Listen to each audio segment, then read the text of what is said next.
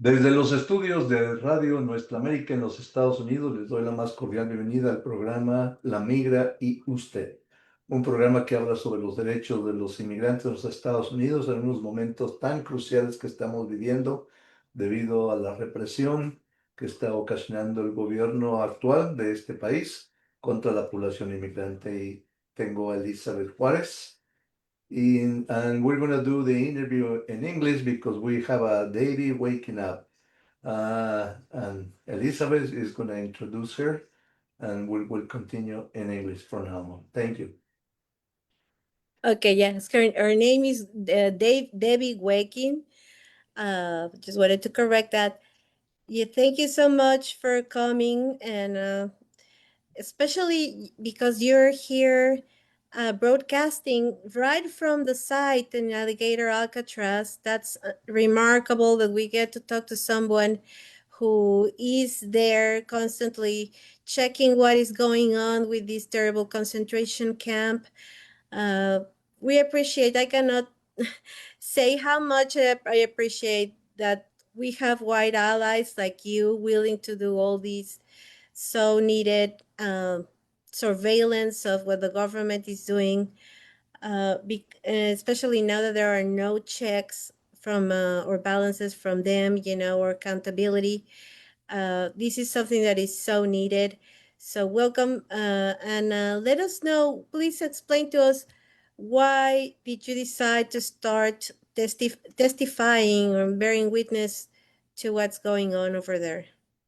Actually, this is part two for me. I did it in 2019 at the Homestead Detention Center, which is south of Miami and actually easier for me to get to than this is, where they were detaining adolescents from age 13 to age 17. And I was out there many days a week for like almost 6 months, and finally it was closed down. So when they started talking about opening this one, I couldn't believe it. And then they had the Florida Department of Emergency Management, which is the department that prepares for and responds to hurricane disasters and any other disasters that happen. So they know how to work quickly. They had them put it up in 8 days. And just before you knew it, the president and the governor had been here on July 2nd, and on July 3rd, they had their first detainees. So I didn't even come out until the week before, when there was protests saying, don't do this.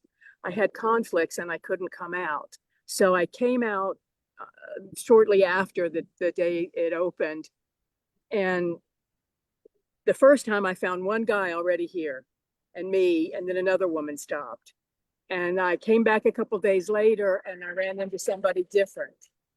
And I started coming and I realized, oh, more people are coming, because we're situated on a road that goes mostly east and west between Miami on the east coast of Florida and Naples on the west coast of Florida. So people who come from both Miami, Fort Lauderdale, that area, and Naples, Fort Myers, that area, sometimes even further away.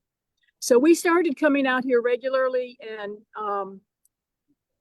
my concern was in July, the temperature was over 100 and the humidity was very high. And I was afraid that people would want to come out here to help, and that without understanding how hot it was and how if you get a heat stroke, it can be fatal. So I started telling anybody I knew who was thinking about it, about the risks and what the conditions are. But people came. We even had a young man drove down from Chicago for a week. Another one came from Atlanta for a week. There was a woman my age, or maybe even older, who flew in from Oregon for a week. So for a while, we had plenty of witnesses, but now it's been a couple of months already. It opened July 2nd. Today's October 8th. Yeah, so it's been 3 months. And now we're down to about a half dozen of us regulars. So anybody who lives in Florida and wants to come be of assistance, you're welcome. What you should probably do is get my contact information through you, or look me up on Facebook, Debbie Clark Waking, Wehking, and DM me, and I'll give you some details. Okay, perfect. So for what I understand, all the witnesses have come together spontaneously. There is this Facebook page where you have gathered and shared the impressions of what's going on. And when we had Pat Rask here a couple of months ago, she told us that there's this huge traffic of people coming by, but they're all conservatives and taking photos with their kids because they find this to be something to be proud of, something that they find amusing, that this torture and unlawful detention in many cases is happening. Has that ever made you feel concerned about your safety? Not yet. I have seen, Monday I was here, and at least 5 cars stopped, and the people got out and went over and took the picture. Sometimes, if they come close enough, I'll speak to them in a friendly tone of voice. And on more than one occasion, they say, "How do you feel about this?" And I say, "I'm against it." And they say, "Oh, we think, it's great. If they're not legal, they shouldn't stay." And the part that I'm pleased about is that one of us will say, "But just because we have a different opinion doesn't mean we can't be nice to each other." I don't know if it's good to be nice to people who are so confused and wrong, but I think if we're ever going to preserve the democracy that we've all cherished for so long, we have to stop. We just can't hate everybody. That's Yes. my personal opinion. No, I share that with you because there's a lot of people right now who just want to fight over their views, and unfortunately that creates some deafness to what motivates the other side to think the way that they do, and I think that their patriotism, their love for this country is being misled by a lot of disinformation, and so that's why it's important to keep this dialogue together, even though we do not agree.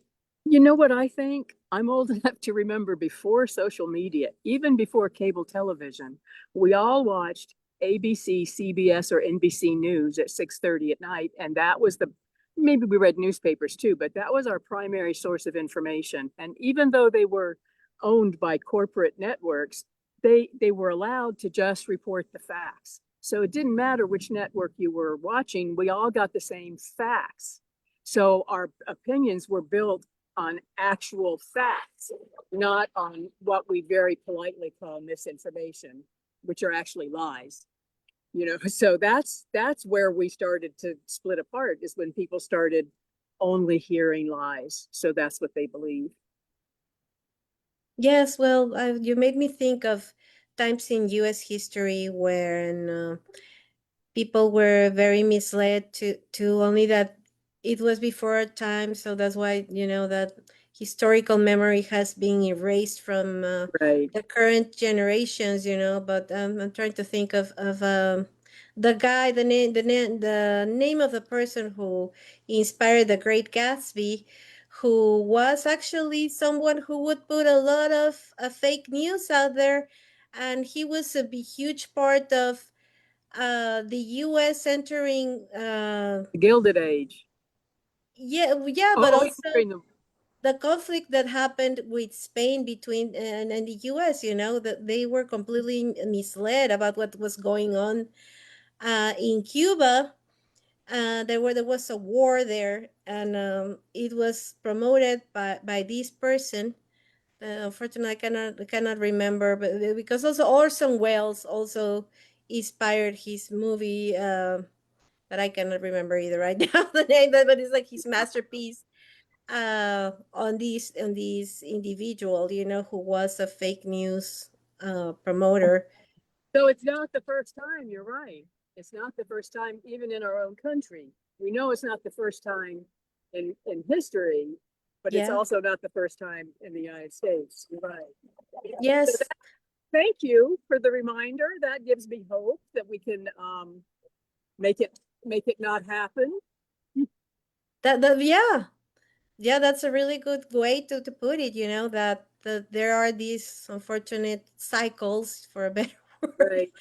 But yeah, we can come out of these and promote, and that's something that they have always credited Charlie Kirk for, that he wanted to listen to the other side. And even though he was always trying to push his opinions, at least there was that openness. uh, but unfortunately, he attracted a lot of young people who ended Yeah. up being attracted by a white male that they could identify with. Yeah. Uh, but going back to our subject, um, have the authorities ever approached you while you're sitting there? No, there's always a state trooper, at least one, maybe two, right across the street. And once one of them got out of the car and said, I work in traffic homicide and I don't want to see anybody get hit today. Could you move your cars a little further away from the road? That's it.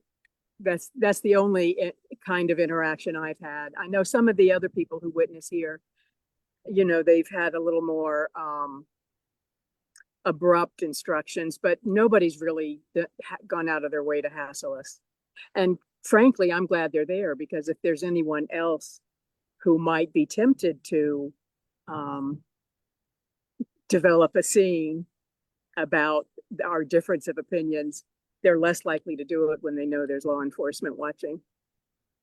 Yes, yes, You there's know, still that limit.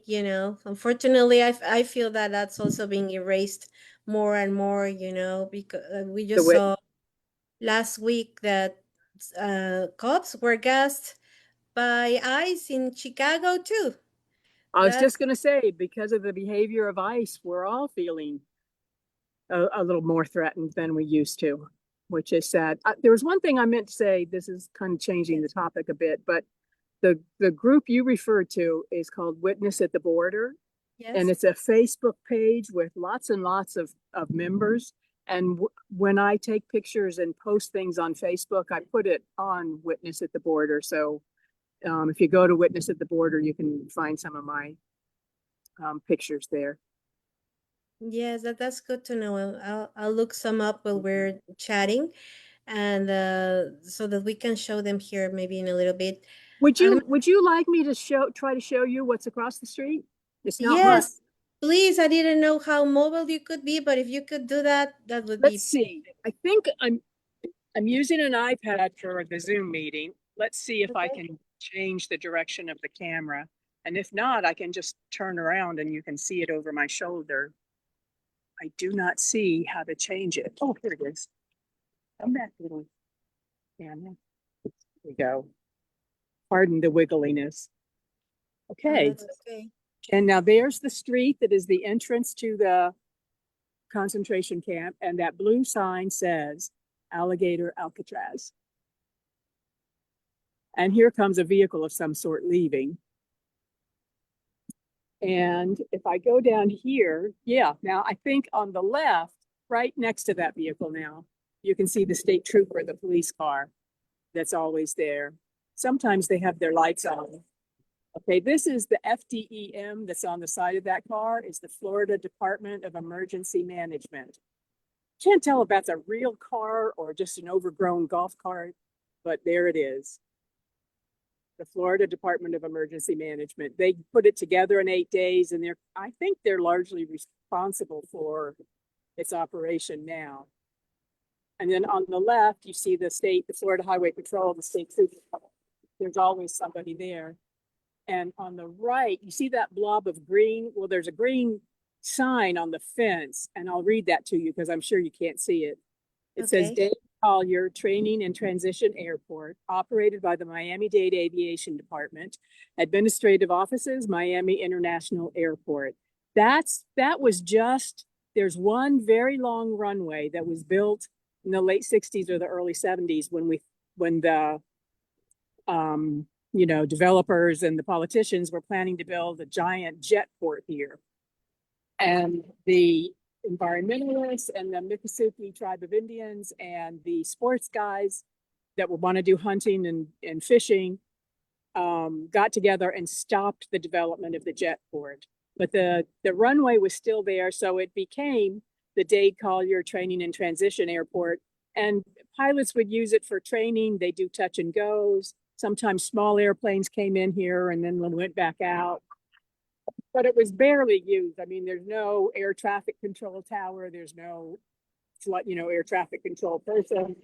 I think if you want to land, you have to call the aviation department at Miami International, and they'll give you clearance. And so that's why that green sign is on the fence. And behind that, there's another green blob.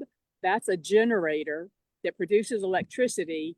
And you can't really see it, but there's 4 large lights above that green blob, and the generator powers those lights. And that's the only one that's up here.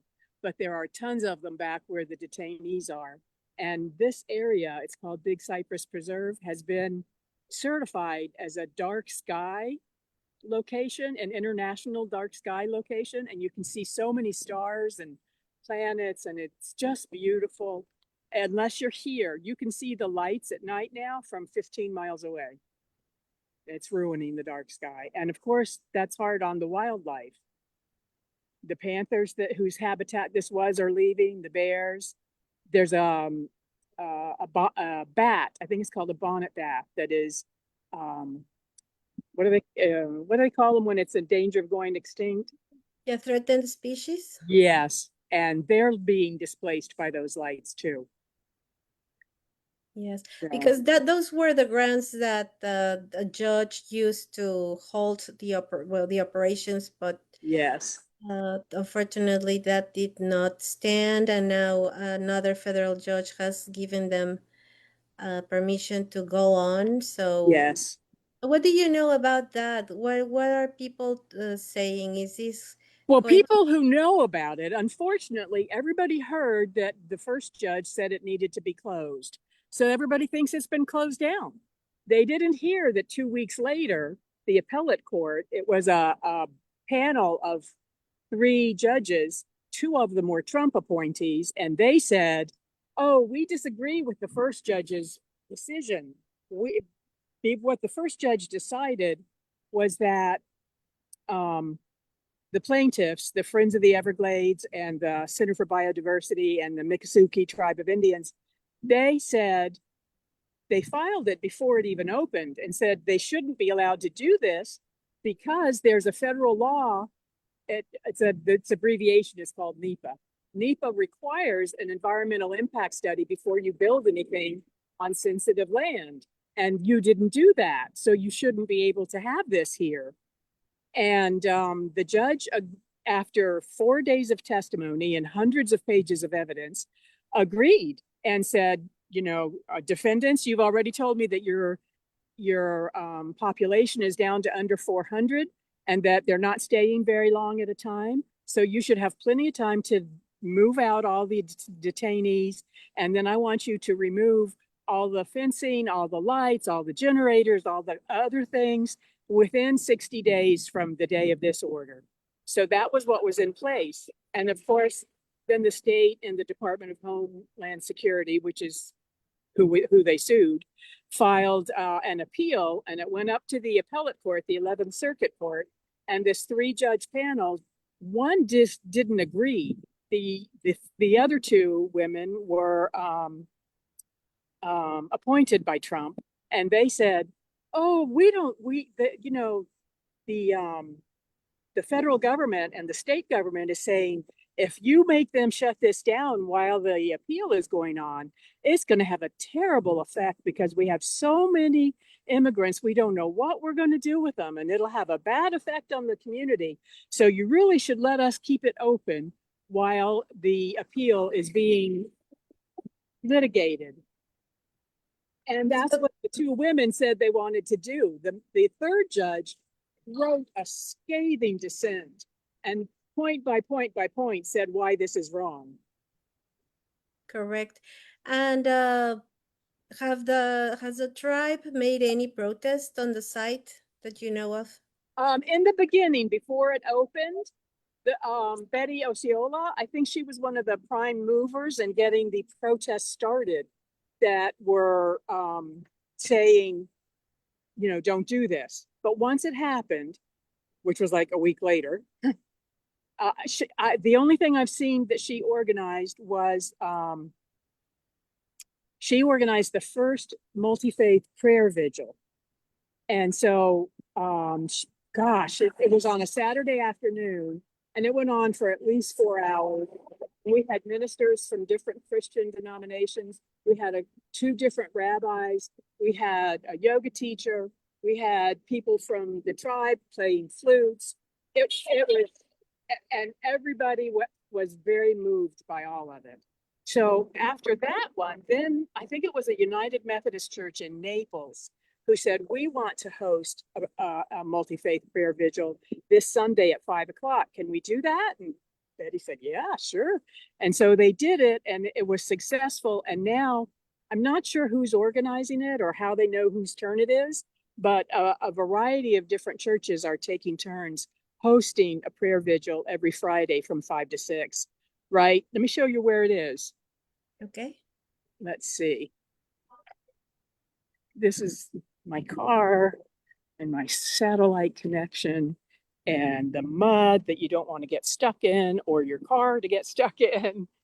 And this is the little place where they get, see how close we are to the road here. And there's really, nowhere else to go. But if you come this little bit, now it goes back for a while. So generally the people who are leading prayers are right here, and there's a speaker and a microphone here.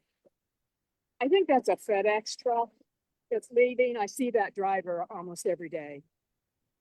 I'm surprised to see so many vehicles coming in and out. And then when you were mentioning that golf cart, I was wondering if it's just a surveillance vehicle, because all it was doing was just rounding the site. Well, it could be a supervisor just checking on things. You don't know for sure. And I'm going to try, they talk about the alligators and the pythons and what an ugly swamp it is. It's really not ugly. It's beautiful. I love the Everglades.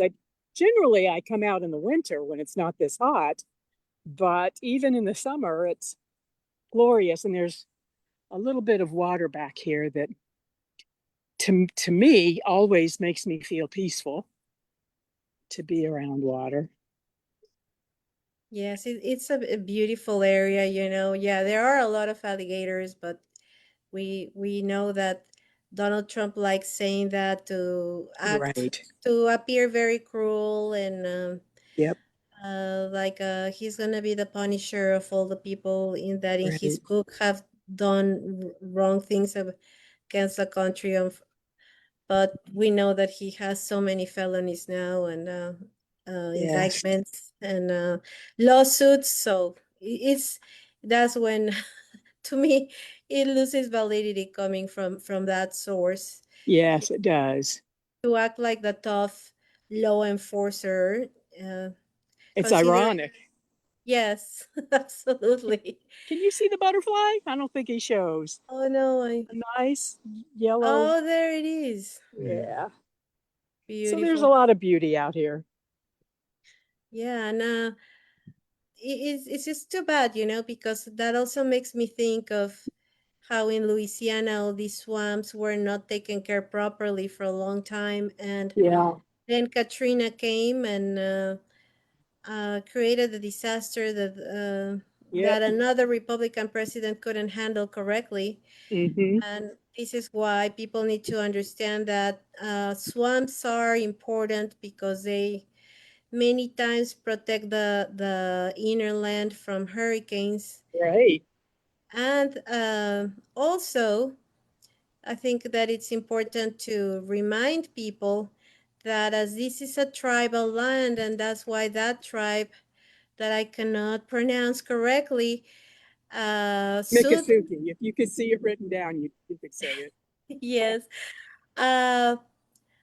They sued because that is their land. And this is just another example of the U.S. government breaking every tribal treaty with Native Americans, same as they broke the treaty with the Mexicans after the war when lost half of the territory, and they signed the Guadalupe Hidalgo Treaty, and they're saying that we cannot be here, which contradicts the what it says in that treaty, that Mexicans are allowed. So, history repeats over and over, unfortunately. We don't have a very good record in that regard, do we? No. And I'm sure that the people in, yes, Armando. I have a question for you. How far are you from the detention center? Well, I mean, that's the entrance to it right there.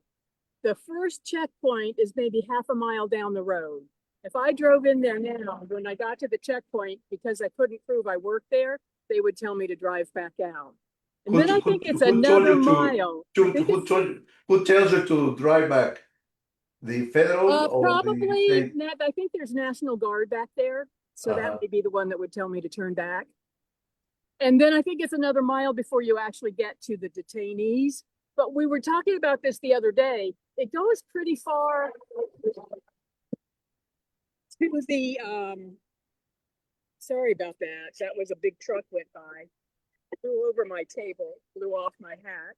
There we go. You show us your car, which is the red one, Yes. and the blue one is for somebody else that works there for you, with you. Did I what? The blue car, does it belong to you? Oh yeah, the blue car is another witness. That's Andy's. Oh. Yeah, she's sometimes camera shy. All right, invite her out. She has good stories. You want me to try? Yeah, is she there? Yeah, let me see. She might say no, she's too shy, but let's ask. Thank you for trying. We just love being able to do these live broadcasts from there. Yeah. We're live casting. We want to know if you'll come out and talk to us. Because I told them you have good stories. Oh no. Okay, this is Andy. Hello, Andy. Are you hiding from the hot weather? My umbrella kept blowing away. What? Are you hiding from the hot weather? Yeah, it's hot. Yes. And we just found a shady spot that doesn't require an umbrella, so we're going to stay here. Okay. What is the purpose of both of you being there? Just document or just keeping an eye what's going on? Well, I'll go first, and then you can be whatever I didn't say. I do it for two reasons. One, I want everybody who works here and sees us when they're coming and going to know that we don't agree. I don't want people thinking that the only people who are out here are the ones who want to take a picture in front of the blue sign.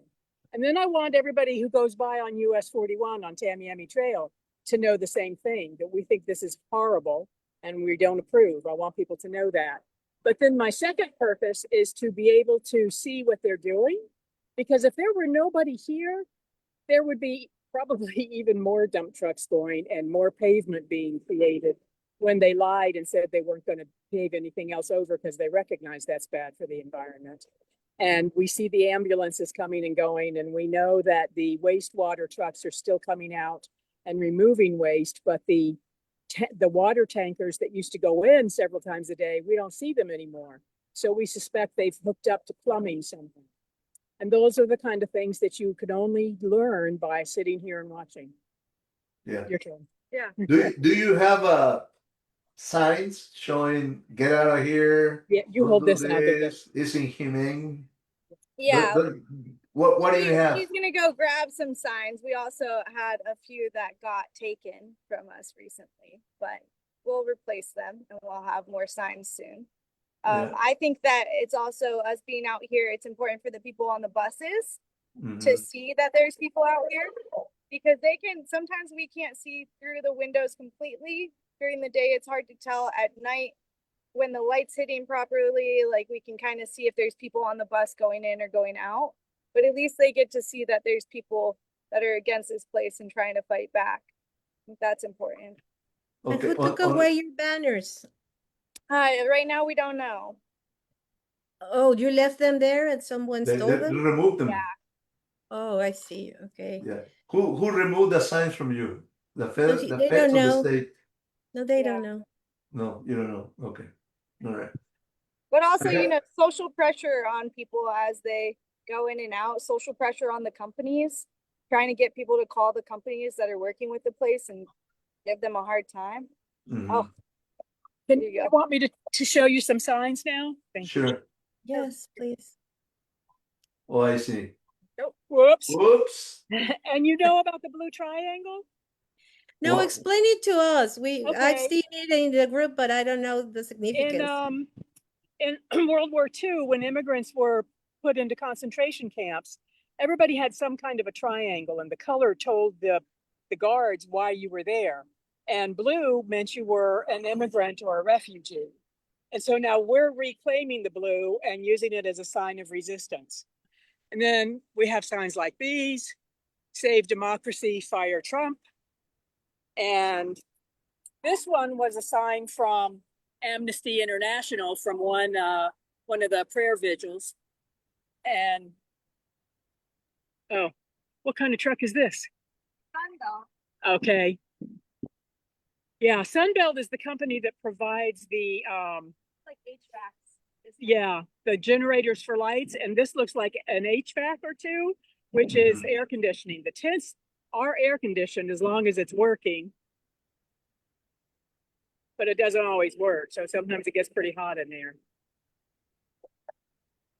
On So a what are daily you basis, doing? on a daily basis, how many buses do you see with detainees on them? We try, but generally the windows are too heavily tinted, Mhm. or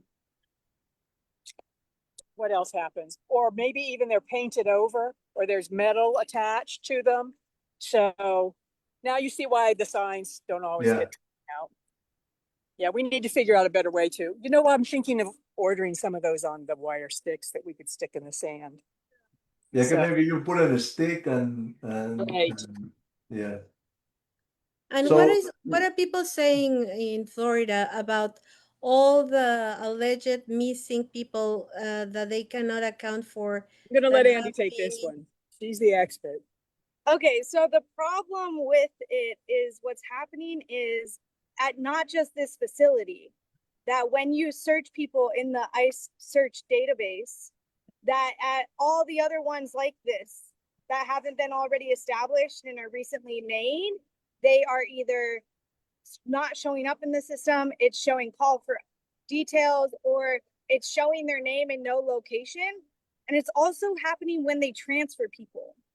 So it's at this point, it's so hard to tell what's going on because it's at every single one of these places. I know that some of the representatives are trying to be on it, that people are starting their own like tracking systems to try and help out, but it doesn't make sense because the buses have cameras on them. The buses have monitors, 2 monitors at the front, and then at every seat have cameras. And they have scannable wristbands. So I don't understand with the scannable wristbands, they should have databases and know where everyone is and be able to account for people. And when they deport people, they don't say anything in the system anymore either. So their families don't know that that happened. And a lot of times they're bringing them places without any supplies, without anything. They're just like dropping them somewhere. And until their family can reach out to them, they don't know that. So it's not just here, it's at all of the places in Florida, in Montana, in Texas, Louisiana. It's Can I interrupt? Yeah, sure, go ahead. I logged in on my phone and I'm showing you people who are here taking a picture with the sign. They're doing it from this side of the street. The sign's over there. Who are they? We don't know. You don't They know? came in that white truck. Oh, I see. Might be The- Trump That's supporters. the hardest thing for new people out here to get used to, I think. Okay, what kind of a buses do the government transport these people, like migrants? Are there school buses or regular buses, city buses that you know?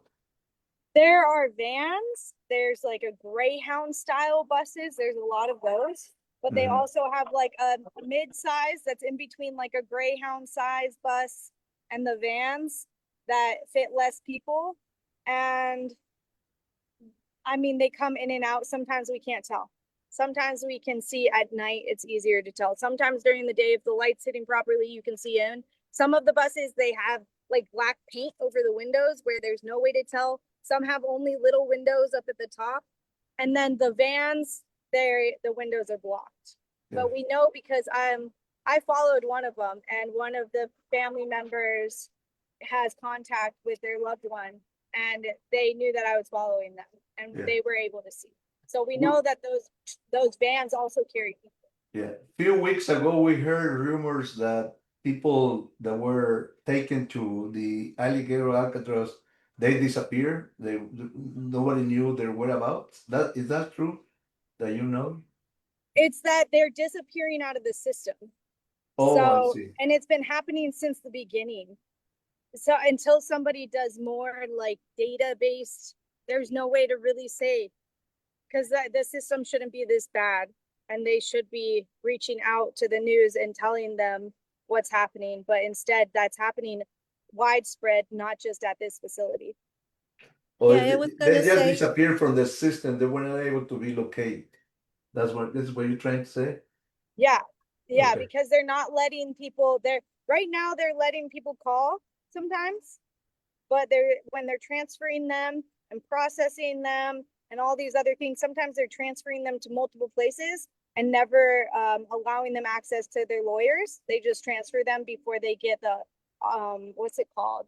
There's like They get an registered. officer that they get registered to when they get to finally one of the other facilities. Yeah. But this one doesn't have that. And so they'll transfer them, and right before they get appointed to somebody, they'll transfer them again. So some people have been transferred like 13 times. It's hard to say if the people are, what the article's saying is that they're missing out of the system, the database, but that's happening everywhere. So it's like not just this location, and it's scary because family members just don't know where their loved one is. So in my opinion, they are not smart enough to scoop them up and go put them in some god awful prison in some other country or do away with them. They're not smart enough. This is just incompetence. They don't know how to keep track of the people they picked up.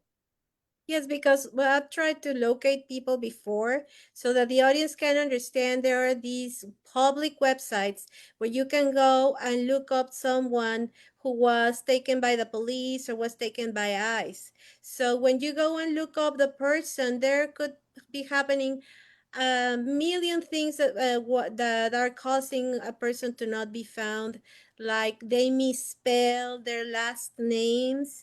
They sometimes they haven't been entered. That's another criticism that this site was having, is that it was built in such a rush that all the systems that all the other detention centers had in place were not set up properly here. So that's why a lot of people haven't been accounted for. But we also, like you were saying, Debbie, there's a lot of incompetence, but you also have to wonder, at least I do, if it's something that is not being done on purpose Yeah. to keep people from having legal representation, like you were saying too, and just to make it harder for the people to be located, and easier also to be deported, because there are also accounts of people who have signed their deportation, and they're still sitting in prison after 3 months or 4. So there are so many things that also are making people wonder if all Do you these know why I think that happens? Yes, Because these are run by private prison companies and exactly. $750, $1,000 per day per person. So of course they want to keep them as long as they can. Yes, Yeah. that's what I was going to say, that it's for profit. So there is all that going on, and also there's a cruelty factor, so that doesn't help. Exactly. Thank you for explaining all that. Yeah. Yeah, in my opinion, it's intentional because I've watched people when I'm looking at them up specifically and they're in the database, and they're going to places that have already been established, and then they disappear when they're being transferred. And that to me is not intentional, because there's no reason for them to disappear unless they're intentionally doing it, which that's my opinion, but No, it could be the accurate one, because you're looking at the yeah. Do you know if there are airstrip for the government to flown these individuals out of the country? I think we've heard that they're taking people to Louisiana Louisiana most from often there. and flying them out of there. We Okay. haven't seen we haven't seen big planes out of here. We've seen the little Cessnas coming in and out, but we haven't seen like months ago, the first month, there was one big plane that someone saw. But outside of that, we haven't seen big planes. I have towards Miami Airport, we've seen some of the buses. So it's possible too that they're going there to do that. But I haven't seen them actually on the airport. I've only seen them near the airport, like on the side roads next to the airport. Oh, I see. That's a pretty good indication. I know. Yeah. The roads don't go anywhere else. Yeah. But there's an airstrip for big planes or small planes to be landed, right? DeSantis had a press conference from here. Okay. I guess it's been a couple months ago now. Yeah. And he said yes. Somebody asked him. He said yes. We flew a plane with 100 people on it out just yesterday or the day before. Okay. We're going to see that pace pick up, and we're going to be doing that a lot. So we've been watching the sky and haven't seen it. We think they just don't have people with final deportation orders fast enough to do what they would like. But Okay. have you been able to meet? Sorry, go ahead. I was going to say, No, go ahead. in some way that's comforting. Maybe they're not sending them unless they do have a final deportation order. I don't see that that's going to We can hope. So, have you been able to meet any of the relatives of people who are detained there? Yeah. Yeah, And- so people stop sometimes when they come and try to get access, because some of the places like Chrome, you can actually go and visit your loved one, but here you're not allowed to. So sometimes people come hoping that they can get a visitation. So they stop by and talk to us sometimes. And there's been people at the prayer on Sunday that have come and told their story. about their relative that they know because they talk to the relative on the phone. And have they told you about the impact that this is causing in their lives? Yeah. Yeah, it's sad. It's really sad that it's been really hard to watch and listen to their stories, and especially like some of them are just trying to give their loved one their medications, and that's why they're out here. And we've seen that a lot because they'll show up in person trying to just be like, can you just get them their medication? And those ones are And Yeah. are they being allowed to get their medication? no. Nobody will take it. And we hear other stories that the medication is there, but they won't give it to them. So we figure when there's an ambulance going towards Miami, oh, somebody got so sick without his meds that now he has to go to the hospital. So that's a great question. How often do you see ambulances showing up there? Have you seen any? Yeah, so they were before the injunction was issued, and like before that point there was a lot of ambulances, and that we had heard about an outbreak. One of the lawyers released paperwork to show there was an outbreak. We don't know an outbreak of what. And then there was a small time when there was only 200 people inside. And during that time, there was less ambulances. And then they picked up again once the numbers picked back up. We just don't know what the ambulances are for, why. They have their own urgent care on property that we've heard about. The ambulances go in, they spend a little bit of time, and then, I don't know. Sorry, there was like a deer fly. The ambulances go in for like sometimes 2 hours and then come back out. So it's not a shift change. They're not just back there. They're showing up for a reason. And I would love to meet someone that's watching at a different location and witnessing somewhere else so that we can kind of compare data. Because to me, there's too many ambulances for the amount of people that are in there, and it's too regular. That's very scary because I remember reading accounts of people saying that even that they were short on water, that even the employees were short on water, and that the inmates were drinking water out of the toilet boxes. So if you're saying that there's an outbreak, it wouldn't surprise me if it would be they would be having some type of intestinal issues because of the unsanitary conditions that they're enduring there, and of course then all the physical punishment, the exposure to the constant sun there without protection that we have heard of, and that they made them stand there for hours, and for disobeying And you saw the how quickly I left the state. yes, They yes, don't get the option. yeah. How do you document your activities there? For Cell stamp. phone. Yeah. Yeah.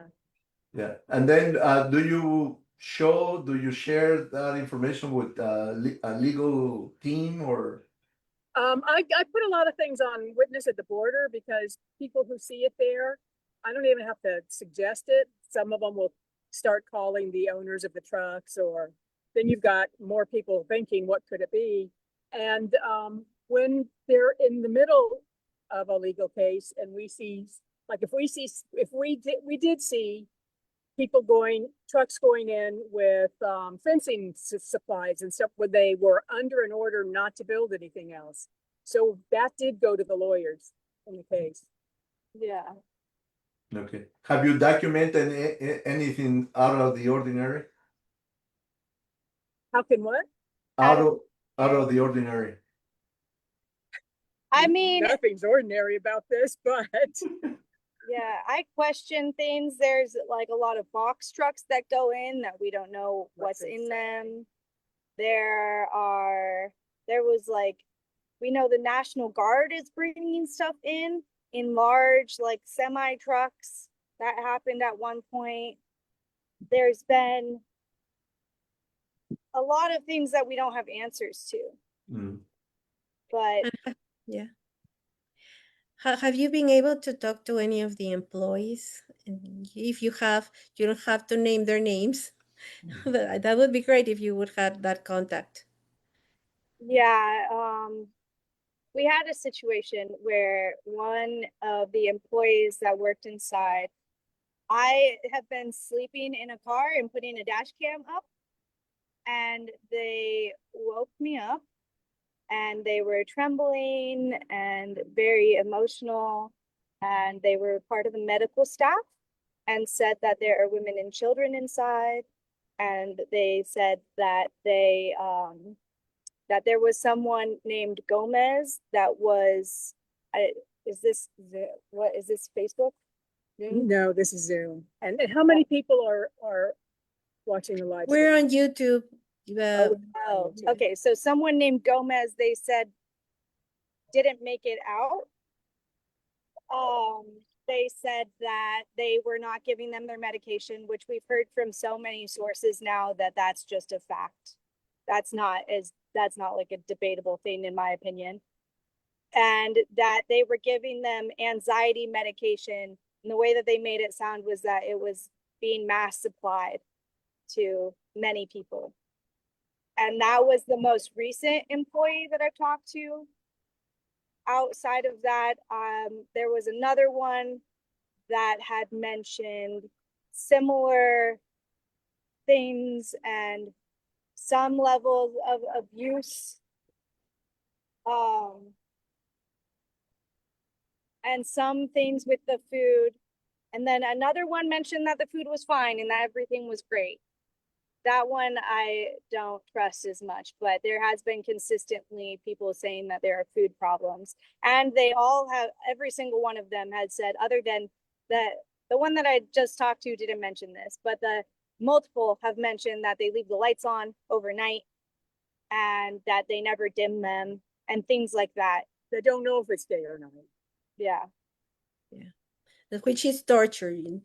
So that's really important. But this is the first account that at least I hear, because I have never read anywhere else that there are women and children there too. We had reached out to people to try to get that story out, but the person wouldn't let me give them a contact. They were very shaken up, like very emotional. I can't even explain the level of emotion. Yes. And if it's coming from me, it's not, they need someone else saying the same thing. They need a family member talking to their loved one saying the same thing. They need something else. They can't just run it based on just what I am saying. They need more. So the news is trying, but their hands are kind of tied in that situation. Okay, because it's not a direct testimony, I guess, but it's still concerning that people, it sounds like people are desperate to have somebody that is not inside the facility hear what is going on, because they're breaking too. They cannot stand what is going on, even though they're being part of a problem. So that makes it even more relevant and important what you are doing there by talking to them and talking to us too, to let people know all these terrible things that are happening. Uh, what else? What other story can you share like this that you believe that is something that people must hear? Well, we had somebody stop by and talk to one of the people witnessing out here. That was a family member that, if they reach out to them, could possibly help get the story out as far as the children being held inside, because they told them that there was a 15-year-old from Nicaragua that was in there with their loved one. So unfortunately, we don't have contact with them, but they were given contact information. So if they reach out, we can get them to the proper news to try and see if that story can get out to more people. I think it's important for people to know. And if I hear it again, I'm going to try more. It's hard sometimes with family members to get their contact information because they're in such a emotional state. You don't want to really ask anything of them. I have trouble because I don't want to tell them what I've heard about conditions inside. I don't want them to know that their loved one is in a place that is potentially hurting them. And we think that the detainees don't really go into great detail either, because they don't want their families hurting more. But if anyone has contact with someone that's willing to try to talk to the news, if they can reach out to us, we will try and get more stories out as much as we can.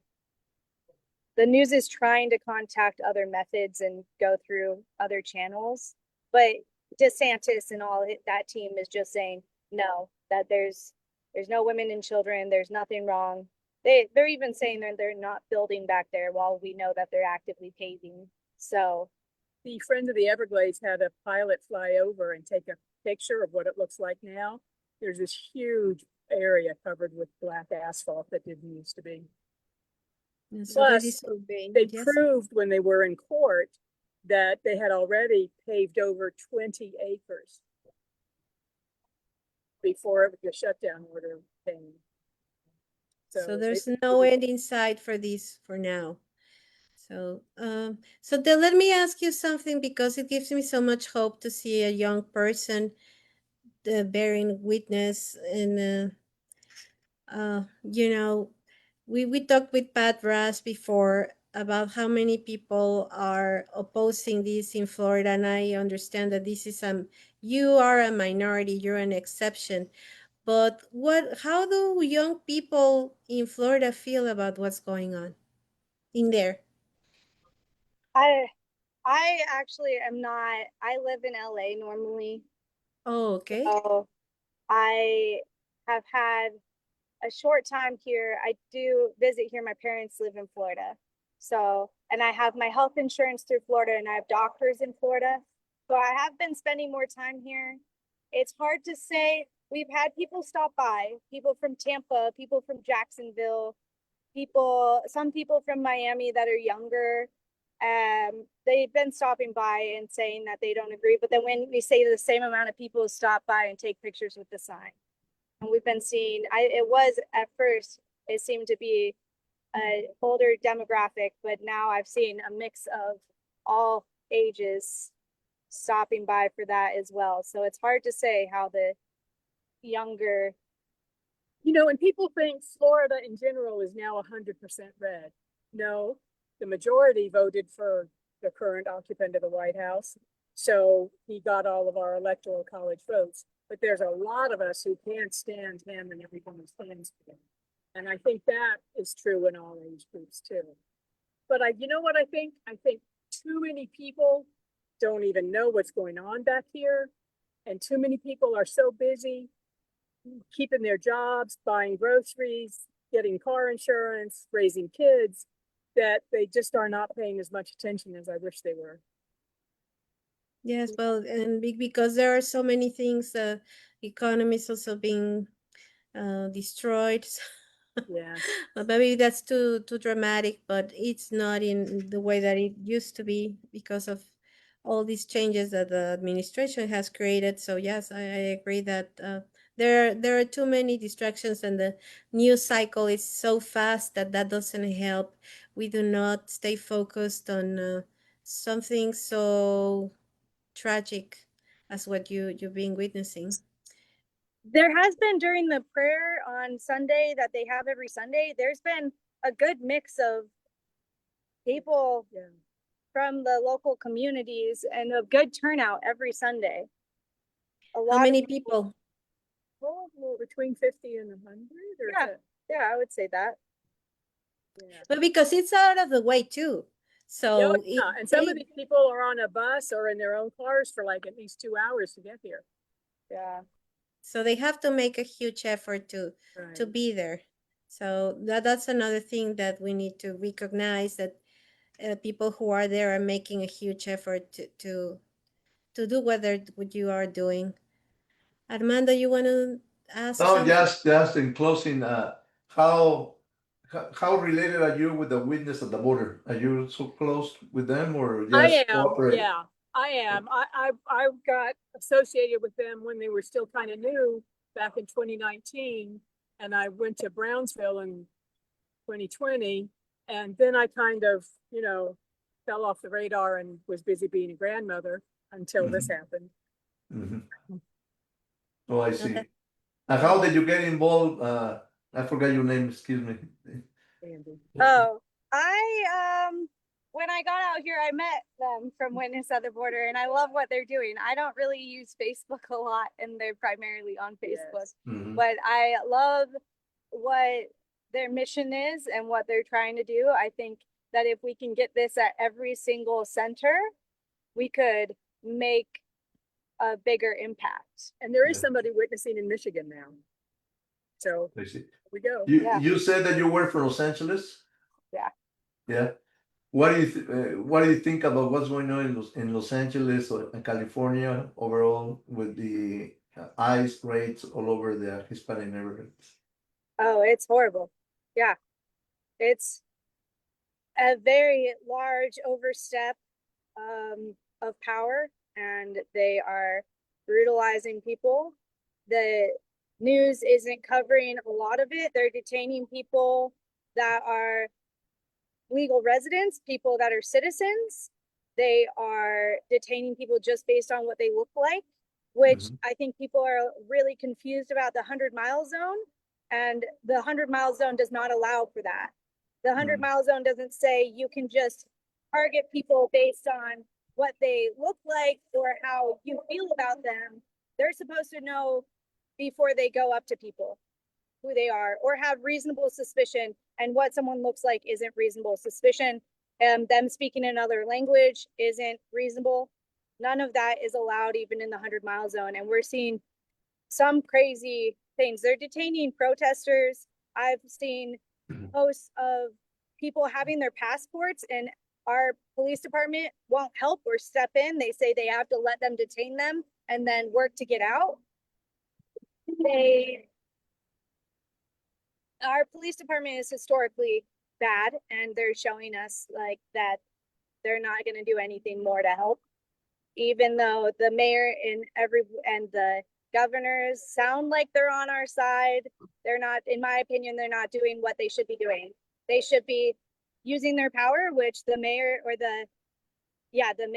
has control of the police chief. They have the right to fire the police chief, and that has not been done. And I think at this point, there needs to be more pressure on the mayor to do something more, because we can see in Chicago that their mayor is standing up for people in a different way. They're saying they're not going to let people, they're not going to let ICE use the parking lots, right? You can't use our library. You can't use our school. That's not what it's for. And I would like to see LA do some of that and say, no, you can't just use our city. They can't impede the operation, but they should be able to help in other ways. Instead of, it seems like they're doing the opposite and they're helping ICE. We'll see what happens today in Chicago. Okay, Debbie, final words. Okay, we have reached the point where everybody needs to make a decision. Pick a side. Are you okay with the man who's running things? Are you okay with all the atrocities he's committing? Are you okay with ICE not wearing name badges or and covering up their face and essentially kidnapping people and putting them in unmarked vans and taking them away? If you are, then you're on that side. But if you aren't, then you're on the side for democracy. And if you want to save democracy, you've got to do something. We are going to be taken charge of by Donald J. Trump, and we will never get out again, not in my lifetime, unless enough of us do something. I don't care what it is, even if it's just sending a postcard to your congressman or congresswoman. Yeah, we've all got to do something. Yeah. I would Thank say you. every little thing matters. Yeah. That's like what I keep trying to say if I'm live streaming or anything, that any little thing you can do, whether it's just the people that are watching the social media and trying to spread awareness through that, like everything that someone is doing matters. That little action matters a lot. And I want to remind people that we don't have to allow masked men not identifying themselves to take people. Right. That stepping in is important. At this point, you don't have to allow your neighbor to be taken by someone wearing a mask and not identifying themselves and not showing you proof they even know who they are, not even saying their name. If they don't say their name, they don't know who they are, and they don't have a right to take them. And that there needs to be more. I do think LA is doing great at that. LA is trying.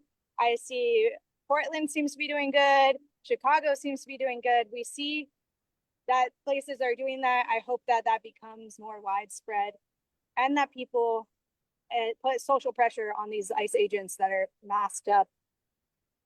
And one more thing, I know that my friends who came from Spanish-speaking countries, whether it was last week or last century, are at greater risk than I am. So that's why I choose to do something that makes me visible, so they can stay home and be safe and do something from home. That's a good point. Yeah. Okay, thank you. Elizabeth, final words in closing. Thank you. I want to thank them both and all the other witnesses there, because I think that truth is so important right now, because there's such a huge effort that we all know is being done by very powerful people to mask the truth. So now that we can all have the chance and the choice, a conscious choice of becoming citizen reporters like you are, then it's going to make it harder for them to mask that truth. Unfortunately, we also have to fight the algorithms. But I think that anymore, if anybody really wants to go and chase the truth, they can do what you're doing, in many different scenarios. So I want to share something with you. When we were handing some Know Your Rights leaflets not that long ago, my husband is white, And all the men, the brown men, poor migrants that we talked to, were telling us, God bless you. Thank you. And they were even saying, please tell your husband God that I'm sending him blessings. This is the way that they feel about white people supporting them, when at the same time they feel very threatened by other white people. Yeah. And I think that it's valuable that you hear this, that we appreciate that as a community, even though we are from different nationalities and political backgrounds too. We appreciate a lot what you're doing, and we're not going to forget, Thank so you. thank you so much, and I hope that you can join us very soon with other news. Hopefully you'll come and tell us we managed to close these, That would be great. Yeah. That would be great. Yeah, we are able to broadcast live at any time. You just give us a call and then we'll open up the lines Okay. for you guys. Okay. Thank you very much. God bless you Thank all. you. Bye. Bye. Bye bye now. Take care.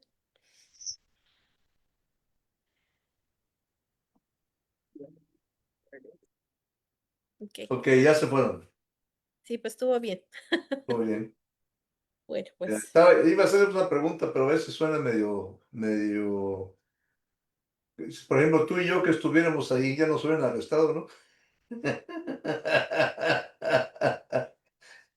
pues, es buena Nos hubieran pregunta. llevado nada más allá a una milla y media ya de una vez, ¿no? Es buena pregunta, pero bueno, sí dijeron que han ido los familiares ahí. Sí, Entonces, pero pues yo creo que nada más así, en una protesta organizada, más o menos están a salvo, ¿no? Pero sí. bueno, yo creo que sí es muy riesgoso Pero sería hasta bueno para hacer un ellas. día una transmisión un domingo, ¿no? Cuando están las gentes ahí en la reunión de oración que tienen ahí, ¿no? Sí, estaría bonito y a ver si alguien de los, bueno, es que es mucho riesgo. Yo digo que los familiares ahorita hablen es súper riesgoso. No, no, porque no creo que se vayan a animar muchos a querer dar declaraciones cuando tienen, como se dice popularmente, el Jesús en la boca, ¿no? La situación de su familiar. Pues yo por eso yo creo que tampoco quisieron regresar los campesinos, precisamente por eso, ¿no? Ujú, Por eso yo no estoy enojada con ellos porque, o sea, ya hicieron el enorme esfuerzo de estar, ¿no? Una vez. Y además ujú. ahorita, pues, ya dijeron que ahora ya van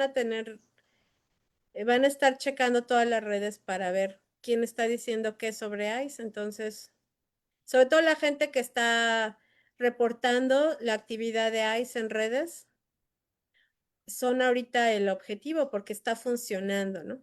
O sea, ya lo dijo el gobierno, así que sí está muy canijo eso. Yo voy a hablar de eso con mis compañeros de aquí del grupo donde estoy, de que ahorita no pongan ese tipo de información en sus redes porque como organización, porque pues hasta como es una organización sin fines de lucro, pues hasta contra de ellos se pueden ir. Vete a saber qué van a inventar para ponerles cargos, ¿no? Ya. Bueno, nos vamos. Gracias, Elizabeth. Nos vemos la semana que entra con nuestra abogada, ¿no? Sí, nos toca la abogada Yasmin Bowie. Ya vamos a ver quién más puede venir a platicar de cosas, todo. Yo pienso que está muy interesante todo lo que está pasando ahorita en Chicago, Ujú. con la manera en la que están resistiendo. Así que vamos a ver quién puede venir de Chicago a platicar. Ojalá que se logre. Pues ahí tienes ya el contacto con Carlos. Bueno, o con él vía Yolanda, porque Sí, Carlos luego también. ya se nos pone difícil. No, ya lo traje. Bueno, a ver, si quiere regresar. Bueno, pues estamos Bueno, en nos vemos. Está usted viendo el programa La Migra y Usted. Transmitimos una buena parte en idioma inglés porque hay dos personas que se han dedicado bastante tiempo en documentar lo posible sobre los abusos que están cometiendo en el estado de Florida, en este lugar que se llama Alligator Alcatraz, que sería el Alcatraz cocodrilo, ¿no? Sí, ¿verdad? Algo así. Caimanes, de los Caimanes. Caimanes, perdón, muy bien. Bueno, pues esa es la información que les hemos traído en idioma inglés. lo podrán escuchar aquí en Radio Nuestra América de lunes a sábado. Tenemos transmisión en inglés y esto es importante para que lo escuchen las personas de habla inglesa. Y el programa estuvo muy interesante, información de primera mano que no todo el mundo tiene. Somos este medio Radio Nuestra América el que ha logrado tener esta transmisión directamente desde el lugar de los hechos. Muchas gracias a todos. Escríbanos a lamigrayusted @yahoo.com. Lamigrayusted @yahoo.com. Elizabeth, hasta la próxima semana. Y Hasta muchas la gracias a próxima todos semana. ustedes. Que la pasen bien. Hasta pronto. Siempre se me olvida.